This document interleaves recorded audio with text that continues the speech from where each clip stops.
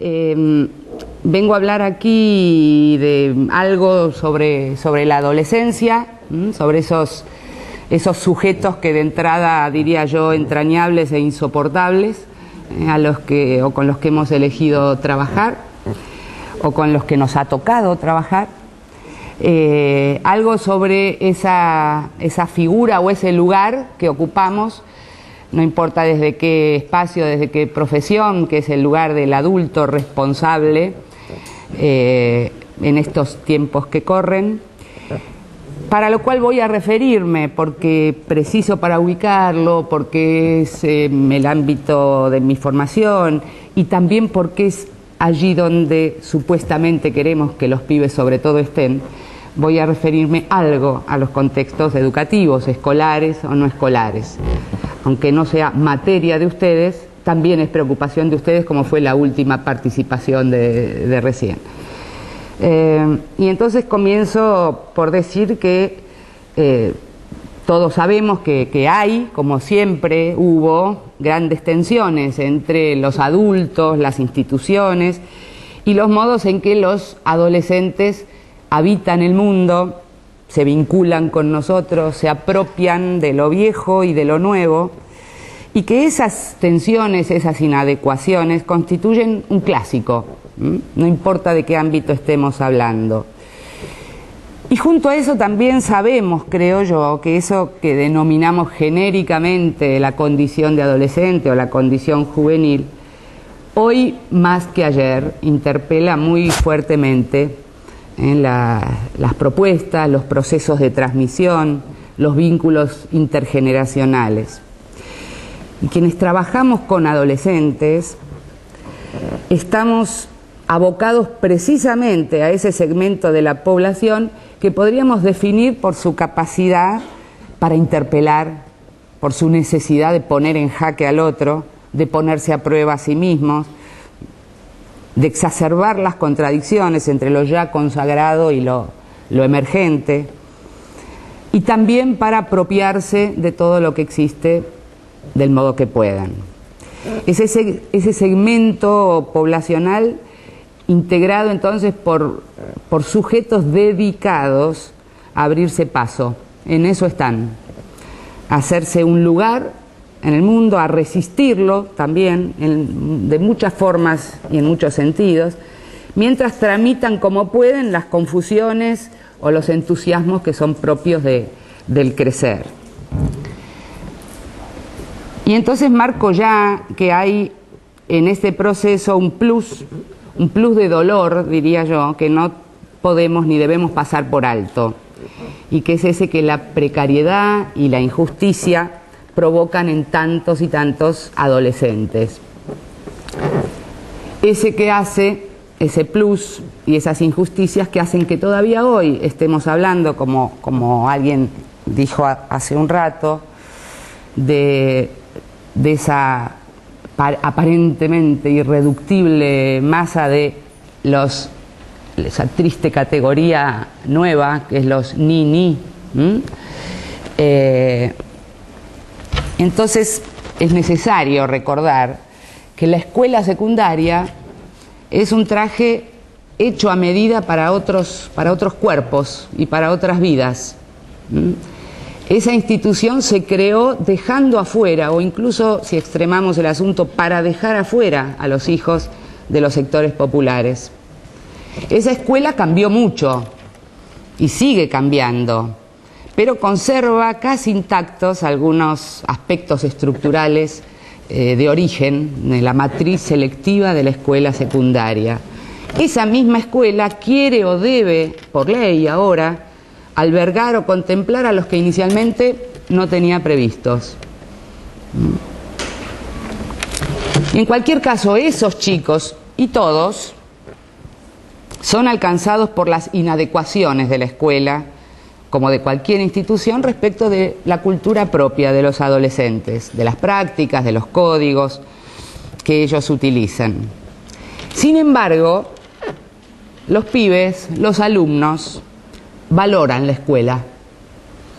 Y aunque en esa valoración creo que todos tenemos claro que lo central no es el conocimiento o el aprendizaje, sino el vínculo con los compañeros, albergan claras expectativas respecto de los adultos, que los respeten, que los escuchen, que les enseñen cosas que valgan la pena. Me interesa traer aquí un testimonio, o algunos, vamos a cortar, de algunos estudiantes. Comillas. La de matemática te lo explica 1000 veces. ¿No entendiste? Muy bien, ¿qué no entendiste? Y vos le decís, por ejemplo, aquello, profe, aquello otro, y ella, ¿qué es aquello otro? Y claro, si no le decís el nombre de aquello, ella no te lo va a volver a explicar, porque no es Gil, quiere decir que no estabas prestando atención a nada de lo que ella explicaba. Pero ella te lo vuelve a explicar, pero vos le tenés que decir coherentemente qué es lo que no entendiste. Vos no le podés decir, y todo, y nada, no le podés decir eso. Y ella exige, está bien, porque ella a partir de ahí se da cuenta si vos realmente estás interesado o si la estás jodiendo. O sea, ella te va a decir, ¿qué no entendiste? Mire, profe, ahí, esa parte, lo de la suma, lo de la ecuación, y ella te lo vuelve a explicar. ¿No lo entendiste? Te lo vuelve a explicar. ¿No lo entendiste? Te lo vuelve a explicar. Copada la chabona. ¿Y yo por qué traigo esto que parece medio desopilante aquí? Lo traigo porque digo, fíjense, copada la chabona, aunque sea de matemática, sabemos la materia monstruo, copada porque explica, porque enseña, porque escucha, porque responde. Fíjense lo que reconocen los alumnos, no copada porque deja pasar. Otras cosas dicen también respecto de algunos profesores. Y están esos que te hablan y te hablan, ¿viste? A veces nosotros nos matamos de risa porque a nadie les interesa, pobre. Ella quiere hablar con nosotros, pero empieza que la familia, que el perro. No sé, a veces estamos todos en silencio, atendiendo, de verdad, bastante, y de repente no entendemos nada. Y era que cambió de tema, no era que seguía con la clase. El otro día, por ejemplo, estábamos hablando, no sé, de 40 dividido 8n por 5 y terminamos hablando de castores. Yo, entrevistadora, digo, ¿de castores? ¿Del animalito? Sí, bueno, viste, pobre, se desvía mucho. Se va de tema. Y no sé, al final siguió hablando, no resolvió el problema, tocó el timbre, se fue y al otro día teníamos prueba. O sea, los pibes valoran que se hable con ellos, no de cualquier cosa, no para salvar las culpas, y menos aún de cosas que solo le interesa a quien que habla. Dicen, los profes hablan mucho de nosotros, nos hablan mucho a nosotros, pero hablan un poco con nosotros. Mientras tanto, ¿cómo piensa la sociedad, la escuela, la sociedad en general a los adolescentes? Algo se va consolidando en estos escenarios sociales en que vivimos y trabajamos, donde pareciera que lo joven no se trata de algo que ellos son, sino de algo que les pasa. En los ámbitos más diversos se van afincando y consolidando representaciones acerca de los adolescentes y los jóvenes de hoy en día, como se dice, y en particular acerca de los más pobres entre ellos, que tergiversan algo que es preciso tener en claro. Lo joven, lo adolescente es el dato, es la condición, no es una fatalidad de la época, no es una variable que tenemos que controlar.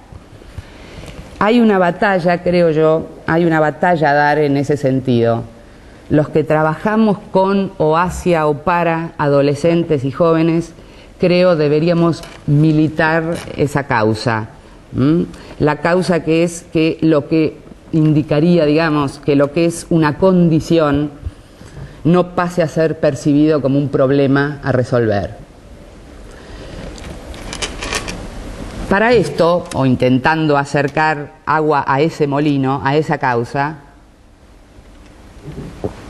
revisemos un poco quiénes son estos pibes y pibas de hoy, adolescentes de hoy. ¿Qué implicancias tiene trabajar hoy con estos adolescentes? No puede desentrañarse sin remitir de alguna manera al contexto y a un poquito de historización. Y entonces elijo solo algunos datos. En las últimas décadas, el incremento de la pobreza y la profundización de la fragmentación social en nuestro país encontraron en los niños sus principales víctimas. Creo que sabemos a qué décadas me refiero. Especifico, para 2001 y 2002, el 58% de los menores de 18 años era pobre y el 60% de los pobres eran menores de 15 años. 3 de cada 4 nacimientos acontecían en hogares pobres y 4 de cada 10 nacimientos ocurrían bajo la línea de indigencia. O sea, ser niño y ser pobre en Argentina conformaba un binomio solo explicable en el marco de la marginalización de grandes sectores de nuestra sociedad. Pero lo importante es no tener eso como dato del pasado, sino poder responder y hacernos cargo de esta pregunta: ¿qué edad tienen esos chicos hoy? Son adolescentes y jóvenes. Hay muchos modos de referir o de remitir a la fragmentación. Yo, abusando un poco de imágenes o de juegos de palabras, propongo esta. Unos se socializan en el shopping, otros en la calle cartoneando. Unos comen fast food, otros comen rápido en el comedor comunitario. Unos comen comida basura y otros rebuscan en la basura para comer. Unos configuran tribus urbanas en torno al consumo y otros conforman bandas en torno a la imposibilidad de consumir. Unos aspiran a cambiar el iPad o el MP4 y otros aspiran Poxirrán en la esquina. Unos asisten al taller de acrobacia con telas de última generación y otros aprenden malabares en un programa social para los pibes de los semáforos. Unos son público o cliente de propuestas formativas y otros son población objetivo de programas de inclusión. Unos aprenden fácil, rápido, el oficio de alumno y soportan o disfrutan, como lo hemos hecho todos, la escuela secundaria, manejando a sus anchas los gajes del oficio. Otros no pueden con la escuela, en parte porque ya aprendieron el oficio de albañil, de colaborador de puntero, de cadete de delivery. La distancia entre unos y otros es lo que lleva a Graciela Frigerio a describir o a denunciar lo que ella denomina la división de las infancias. Unos se han vuelto o se volverán niños y los otros devienen menores. Unos y otros abonan la idea de María del Carmen Fernández cuando dice, por un lado, ciudadanos de pleno derecho y por otro lado, beneficiarios de programas de restitución de derechos. Unos y otros, entonces, han crecido y vivido en mejores o en peores condiciones, pero todos atravesados por las políticas de la modernización excluyente y la voluntad posterior de restituir derechos, de volver a incluir. Todos crecieron en un tiempo signado por la dinamización de la cultura, por el fabuloso avance del conocimiento, por la expansión increíble de la tecnología y por la incontestable fragmentación social, cultural y económica. Todo eso junto. Entonces, imposible abordarlos hoy, imposible entrar en diálogo con adolescentes y jóvenes hoy si no reparamos en esas marcas de época, en las nuevas prácticas culturales y también aún en las huellas de la inequidad que todavía persisten. Lo nuevo no puede ser abordado mediante lo que fue concebido para otras realidades. ¿Qué manual dice qué hacer con Facebook o a qué edad valen los celulares? ¿Qué libro clásico, sea de pedagogía, de salud pública o de cualquier otra disciplina, nos habla de los efectos sociales y corporales de las vidas inclinadas frente a la pantalla? ¿En base a qué experiencia consolidada decidimos hoy qué hacer, cómo hacer con tanta madre adolescente? ¿Qué dice el cuerpo de un alumno o de un paciente que trae incrustaciones, queloides y tatuajes?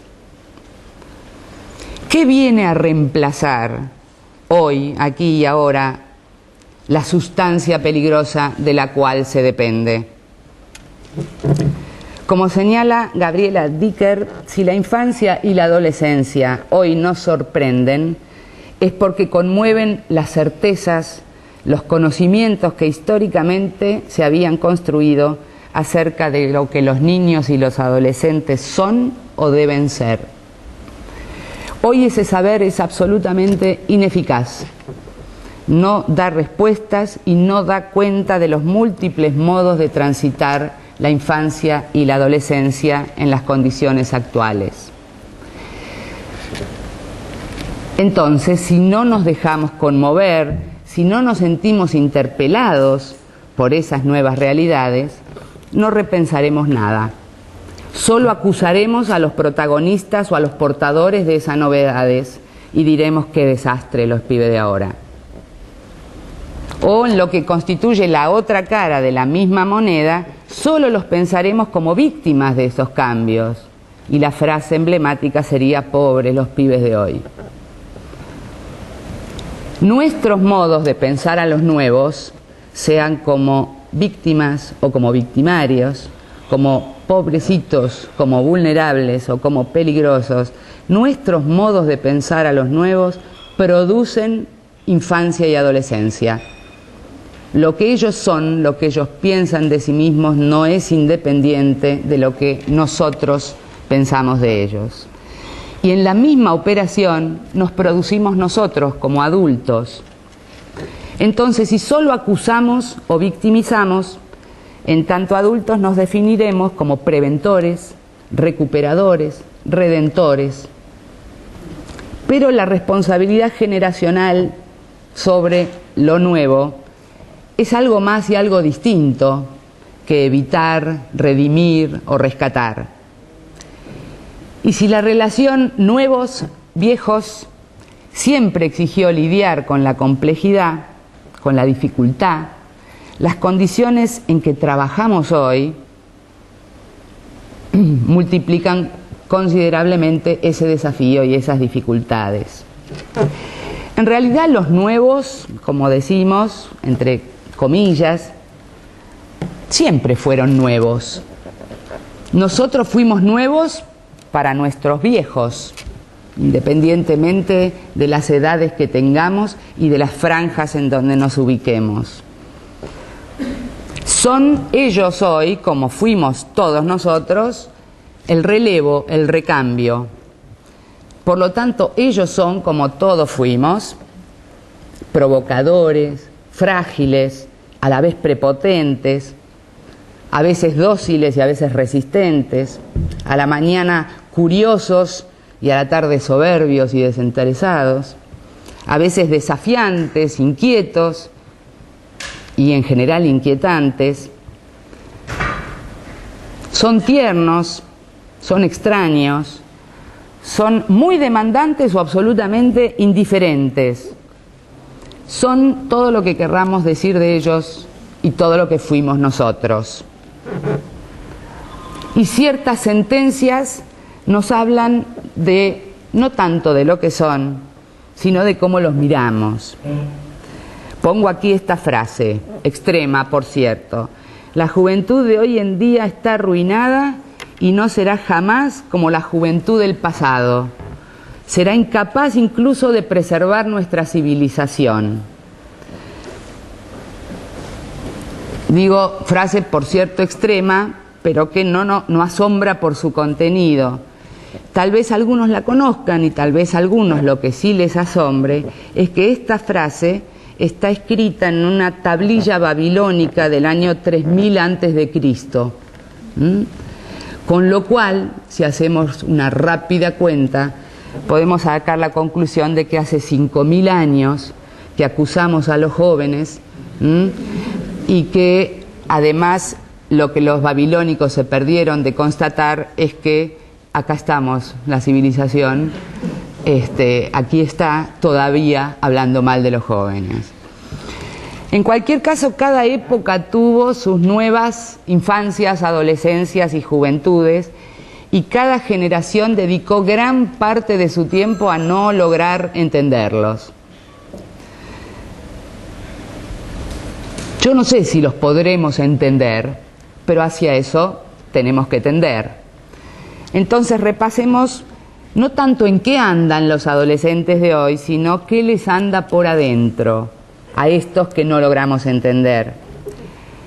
Y digo algunas cosas tal vez de manual, tal vez conocidas para muchos de ustedes, y tal vez para otros impliquen algunas notas para pensar en cuestiones que desde los diferentes lugares donde trabajamos hasta ahora no nos hemos puesto a pensar.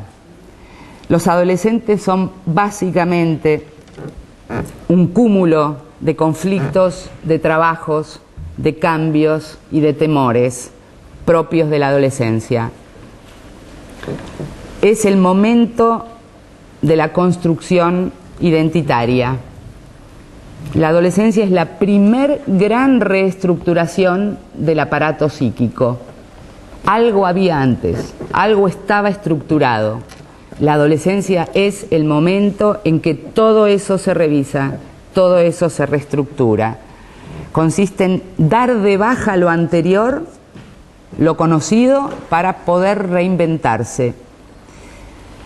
Hablamos entonces de la reapropiación del cuerpo, del espacio subjetivo, de la resignificación de los espacios cercanos, la apropiación de lo social más amplio, del proceso emancipatorio.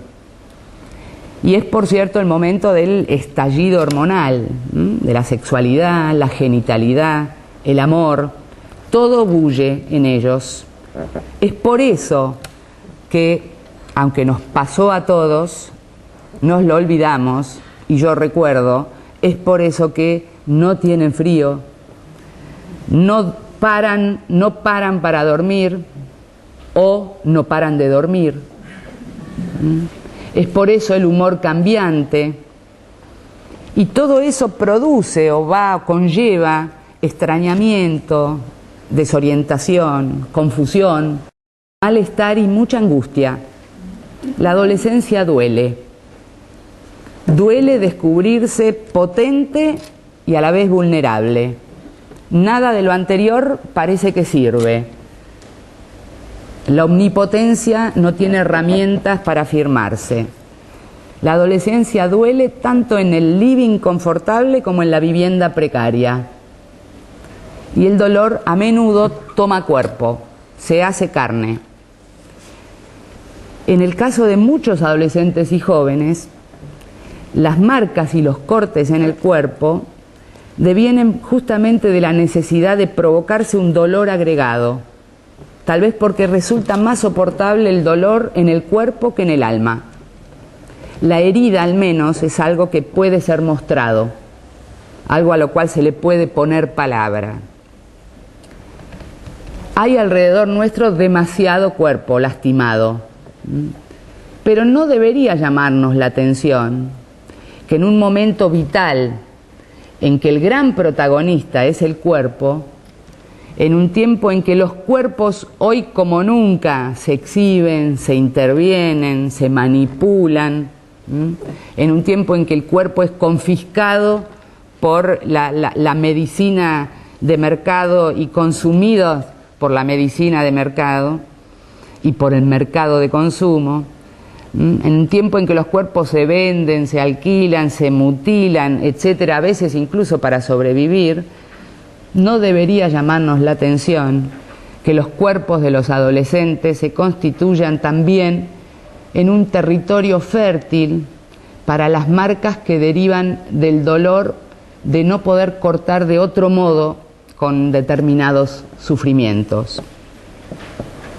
Y estamos hablando de cortes profundos o de cortes apenitas, en soledad o en banda, para sentir algo o precisamente para dejar de sentir. Solo una vez para probar, como se escucha a veces, o con una frecuencia alarmante. Hay ciertamente una dimensión estética en esto, hay unos códigos de época, hay una moda. No es lo mismo una herida autoinfligida que un adorno, aunque a veces no esté clara la diferencia entre una y otra.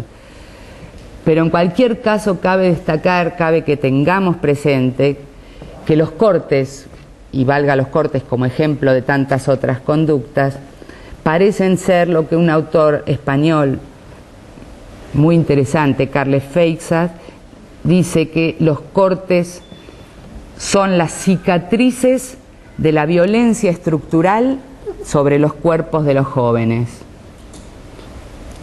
Una autora argentina, Corea, dice en cambio: en tiempos en que las instituciones y los adultos tenemos dificultades para marcar vidas, los pibes se cortan solos. Hago así, acá en el grabador, ¿no? Los pibes se cortan solos. Y usando y abusando de una frase que nos representa, dice: para muchos pibes de hoy, la vida es una herida absurda. Pero más allá o más acá de estas situaciones cotidianas o a veces extremas, ¿qué es lo que deben cortar en general los adolescentes? Deben cortar con el pasado infantil para poder construir futuro. Cortan con los referentes consolidados para dar lugar a nuevas referencias. En el curso de identificaciones y desidentificaciones, los adolescentes se desanudan de las propuestas originarias, de los adultos significativos de la infancia, para construir nuevas referencias y nuevos valores. Y en ese proceso el cuerpo es el campo de batalla de esa identidad en construcción. La adolescencia, decíamos, es el momento de salir. Y salir puede tener muchos, pero veamos aquí dos significados o acepciones. Por un lado, salir en el tiempo, que implica ir hacia adelante. Y esto es poder hacer hipótesis acerca de la vida futura. Eso es salir en el tiempo. Y salir en el espacio es ir hacia afuera, es conquistar nuevos territorios. Y todo esto ocurre tanto simbólicamente como materialmente. Salir hacia afuera materialmente es lo que vemos todo el tiempo. En las grandes ciudades, en los barrios centrales, los barrios periféricos, en los pequeños pueblos. Salir es lo que hacen los adolescentes. Se juntan, se encuentran, preferentemente de noche. ¿Para qué? ¿Por qué? Todos lo hemos hecho, nadie lo entiende luego. Se juntan porque la necesidad es juntarse, es reconocerse con otros, frente a otros, a diferencia de otros. Salen porque están conquistando territorios, salen porque prueban nuevas normatividades en nuevos espacios, porque es el oficio de adolescente probar el tiempo. Hay una desincronía que caracteriza el vínculo de los adolescentes con la sociedad. El tiempo, la sincronía de las instituciones gobernadas por los adultos es lo que quieren poner a prueba, transgredir y probar habitarlos de otros modos. Y esto nos coloca a nosotros, a todos, frente a una delicada ecuación, a un desafío. ¿Cómo garantizar cierta continuidad, cierta transmisión propiciando a la vez ruptura. Porque sin ruptura no hay crecimiento y sin algo de continuidad no hay inscripción en la cultura. Entonces, todo esto que les pasa y que nos pasa, está pasando en un tiempo que a su vez está como los pibes, en un tiempo alterado, en un tiempo acelerado, en un tiempo que no para de cambiar y que no para de proponernos cambios que no podemos, de los cuales no podemos apropiarnos. Esto es lo que les pasa a los adolescentes con su cuerpo, con sus nuevas posibilidades, con sus nuevas capacidades de simbolizar, y esto es lo que está pasando con el tiempo y con nosotros permanentemente. Esto es lo que nos impide, siempre fue difícil y a veces hasta ocioso, pero ahora es todavía más complejo, trazar ciertas fronteras. ¿Hasta dónde la infancia? ¿Cuándo la adolescencia? ¿Qué es adolescencia y qué es juventud hoy? Esto es lo que nos hace hablar de, o incluso teorizar y proponer categorías nuevas como la adultización temprana de ciertos adolescentes, la infantilización o la adolescentización prolongada, la juvenilización de los adultos. Muchos hablan de adolescentes. Entonces, todo esto está jugando hoy por hoy, en todos, y más aún en quienes trabajamos en ese territorio. Pero todo eso, aún en estos tiempos alterados y de fronteras poco precisas, aún, digo, en medio de todo esto, hay una especificidad de la adolescencia que es necesario tener presente. Dijimos, la adolescencia es muchos ¿no? Reapropiación, resignificación, reconstrucción. Y esto es hablar de lo que pasa allí, de lo que pasa con ellos, de lo que les pasa a ellos. Hay un psicoanalista de adolescentes, Rubén Efrón, argentino, que elige, entre otras cosas, caracterizar o definir a la adolescencia de otro modo que me resulta muy interesante. Y dice, la adolescencia es la última oportunidad de intervenir antes de lo finalizado de estructurar. O sea, define a la adolescencia no por lo que es, por lo que le pasa, por lo que está cambiando, sino por lo que implica para los adultos a cargo.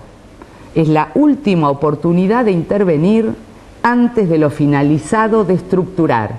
O sea, algo se está estructurando allí que es clave para la vida futura. No quiere decir que después no haya cambios, no quiere decir que después no podamos o no debamos intervenir.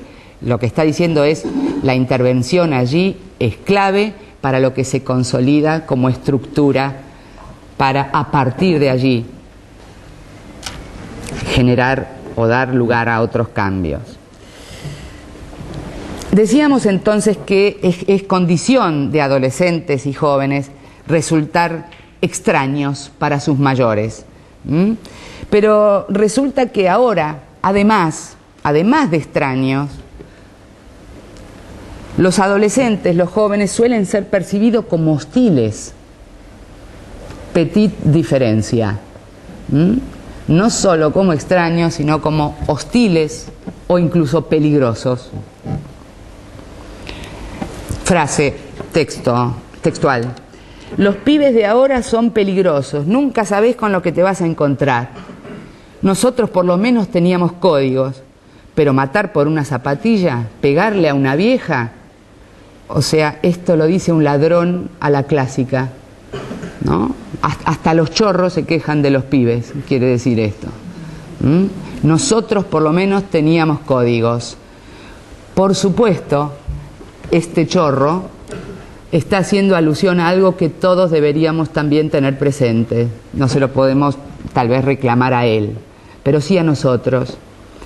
Es un ilícito conceptual, dice un sociólogo especialista en adolescencia, Marcelo Urresti, dice, es un ilícito conceptual comparar adolescencias sin comparar sociedades. ¿Mm? Por supuesto, cuando había códigos en la carrera delictiva, había más códigos en la sociedad. Hasta la carrera delictiva prometía unas cosas al mismo tiempo que prometía unas cosas la educación, que prometía unas cosas. Entonces, está bien la comparación que él hace. Ahora, ¿cómo vamos más allá de ella para ponerla en cuestión? Este giro de lo extraño a lo hostil habla más de los adultos que de los adolescentes. Los chicos ya casi no generan ternura, sino que generan lástima. Los adolescentes son esa franja, suelen ser definidos como esa franja frente a la cual hay que estar prevenidos o a la cual hay que prevenir. La juventud ya no es tanto el divino tesoro, juventud roja por revolucionaria, por transformadora, juventud blanca por no pecaminosa, redentora, juventud dorada, los placeres de la vida, sino que suele haber una representación bastante generalizada acerca de una juventud más bien gris, si hay que ponerle un color. Y notemos esta paradoja, ¿no? Por un lado, la exaltación de los atributos de la juventud, la intención de conservar juventud en los cuerpos, y por otro lado, el estigma que recae sobre ellos. Entonces, en este contexto, junto con sentencias como ya no hay referentes, es bueno que tengamos presentes que no es que no hay referentes, sino que hay muchos, hay demasiados. Las autoridades tradicionales, padres, docentes, médicos, curas, ya no detentan el monopolio de esa autoridad. La autoridad está distribuida. La tecnología, los medios de comunicación, las relaciones más horizontales, todas son fuentes de referente, fuentes de autoridad. Podríamos concluir entonces, estamos perdidos. Pero yo creo que justamente el asunto es redoblar el desafío. No estamos perdidos. Los pibes de hoy necesitan de adultos para construir identidad. Necesitan de adultos como soporte. Necesitan de adultos que puedan oficiar de una especie de frontón, de confrontación. Necesitan adultos que los confronten y que les den soporte y acompañamiento. No estamos perdidos. El asunto es que tenemos que salir cada día a revalidar autoridad, a construir asimetría, a pelear simbólicamente con otros tantos y tantos referentes que hay y que se multiplican por todos lados. Ahora, una forma de construir autoridad y de construir, supuestamente de construir autoridad y de construirse como referente, se está consolidando últimamente de modo tal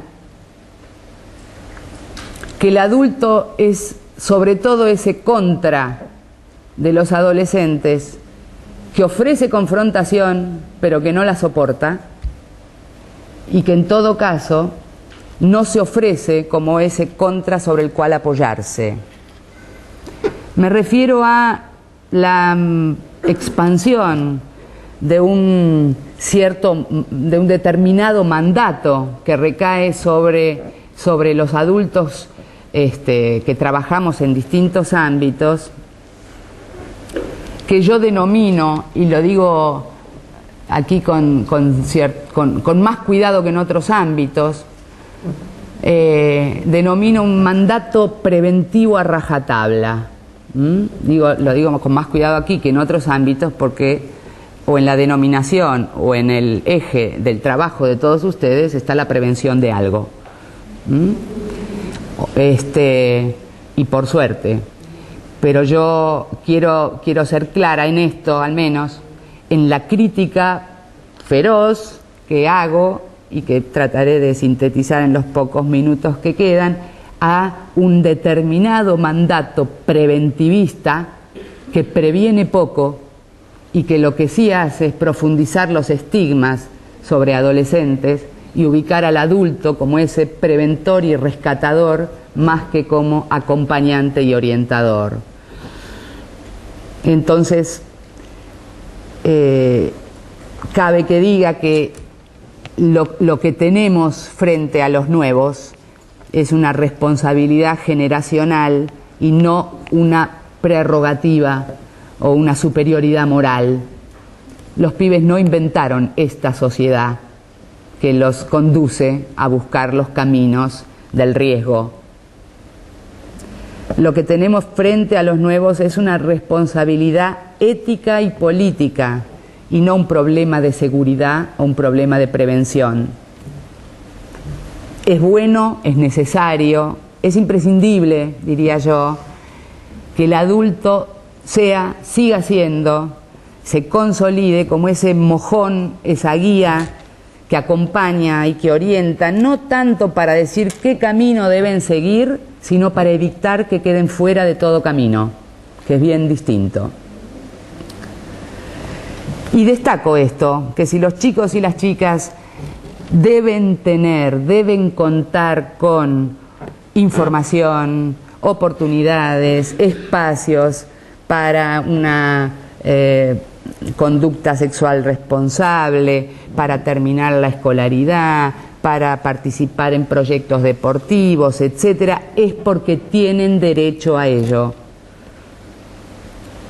Porque esos espacios y esas oportunidades propician vidas dignas y desarrollos autónomos.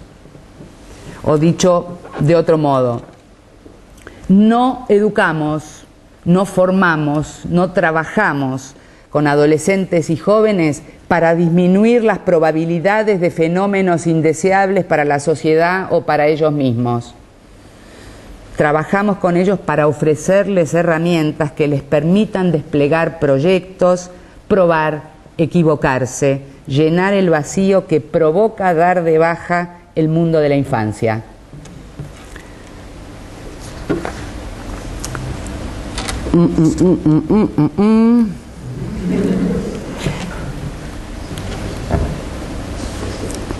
Cuando hablo de esta mirada preventivista o preventora redentora,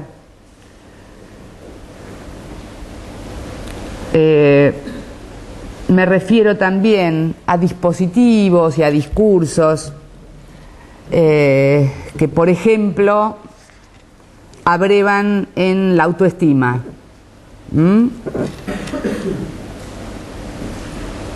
En la autoestima que se cree la llave para que muchos y sobre todo los pobres recuperen la dignidad perdida.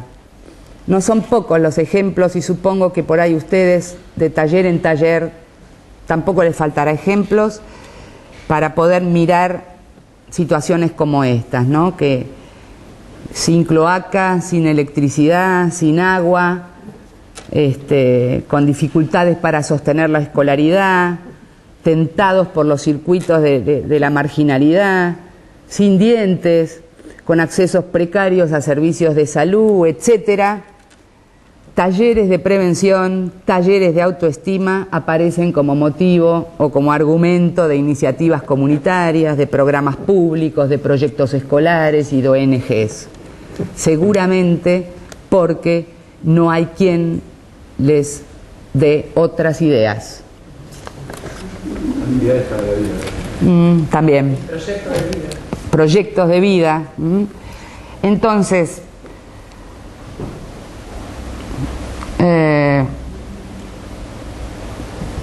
yo digo esto que digo y que lo que no digo también. Digo, sin dudas hay problemas, sin dudas hay situaciones extremas, hay situaciones a prevenir, hay consumos problemáticos de sustancias, hay choreo, hay contagios de nuevas formas, hay violencias, sin duda, pero sobre todo, destaquémoslo, hay desconcierto, hay sufrimiento, hay muchos, demasiados estímulos y eso es difícil de procesar. Hay un mercado inescrupuloso que va por los pibes y hay aún huellas de la injusticia. Y todo eso empuja a buscar respuestas donde solo es posible toparse con una encerrona. Propongo entonces prevenirnos de esa mirada preventiva que cuando ve una piba pobre, lo único o lo primero que tiene para ofrecer es prevención del embarazo. Que cuando ve pibes con gorritas huele a porro y corre detrás de talleres sobre adicciones. Esa mirada que cuando ve un grupo de adolescentes cerca ya imagina campañas contra el HIV. Esa mirada que cuando lanza proyectos, por ejemplo, de periodismo, antes incluso de conocer a quienes se van a inscribir en ese taller, ya imagina reportajes sobre el alcoholismo o un número especial sobre violencia. De esa manera, bajo esa mirada, desaprovechamos oportunidades riquísimas, a mi modo de ver, de ofrecer otras cosas que no refieran al territorio del riesgo, sino a la vida que vale la pena vivir. La vida que juega, que crea, que aprende, que se equivoca, que llora, a la vida que ensaya. Nadie es una cosa y para siempre, pero menos aún los adolescentes. Los pibes ensayan formas de ser, ensayan formas de vivir. Depende cómo los miremos, clausuraremos allí su vida o habilitaremos otros ensayos. Yo creo que el lugar del adulto, no importa si es desde el centro de salud, desde la escuela o desde el proyecto barrial, el lugar del adulto es ofrecer material para esos ensayos.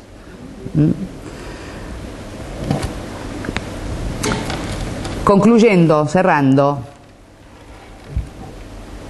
dos palabras: obstinación y agallas. Obstinación y agallas para involucrarse en ofrecerles a los pibes otros espejos, no espejos que les ofrezcan una imagen devaluada de sí mismo. Obstinación y agallas para buscar y para encontrar los modos de estar cerca, acompañando y soportando, para dar lugar al diálogo genuino, sin el cual no hay estrategia eficaz para el cuidado, por más que sofistiquemos los dispositivos. Obstinación para custodiar en nosotros mismos, en nuestras prácticas, en nuestros programas, en nuestras propuestas, que no se transformen en una retórica de la decadencia, ni en una épica del rescate y del protagonismo per se, sino en una ética de la responsabilidad por las vidas nuevas. No hay cuidado posible sin estas premisas. Podrá haber información, programas, talleres profilácticos, reactivos, hasta financiamientos, pero sin reparo, sin otra mirada sobre los pibes, no habrá cuidado. Aún con las mejores intenciones, muchos de quienes trabajamos con adolescentes y jóvenes hoy estamos atravesados por las representaciones que los estigmatizan, por la mirada moralista que los clausura.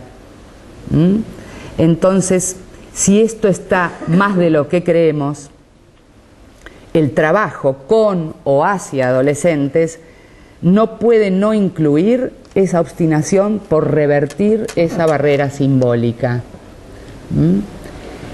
Y entonces termino con una frase de Albert Einstein que dice: desintegrar un átomo es mucho más fácil que desintegrar un prejuicio. Entonces la invitación mía es a eso, a debatirlo ahora en los minutos que nos quedan. Obviamente.